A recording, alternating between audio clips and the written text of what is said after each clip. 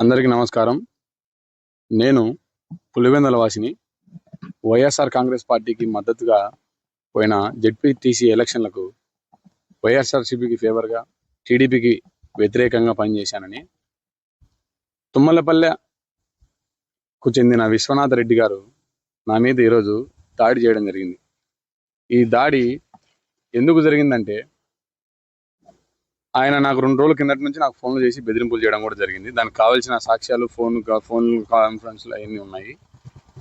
అలాగే ఈరోజు చూసుకున్నట్లయితే ఉదయాన్నే నేను నా మిత్రుడు, నా సోదర సమానుడైన ఎద్దుల అర్జున్ రెడ్డి గారి దగ్గరికి ప్రతిరోజు నేను ఎప్పుడైతే పులివెందుల్లో అవైలబిలిటీ ఉంటానో, బిజినెస్ టైం అయిపోయిన తర్వాత ఆ టైంలో ఆయన దగ్గరికి పోవడం జరిగింది. నేను అక్కడ పోయిన సమయానికి విశ్వనాథ రెడ్డి గారు అక్కడ ఉండడం జరిగింది. సో నాకు ఆయన ఉన్నారని కూడా తెలియదు. నేను నా పని మీద నేను పోవడం జరిగింది.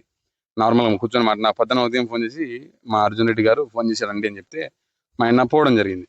పోయిన వెంటనే లోపల ఆయన ఈ ముఖం వేసుకుని కూర్చోవడం వల్ల నేను తిరుకొని వచ్చేసరికి ఆయన విశ్వనాథ రెడ్డి గారు అని తెలిసింది. ఆయన ఇటీవలే జెడ్పీటీసీ ఉప ఎన్నికలలో భాగంగా టీడీపీకి పోవడం జరిగింది.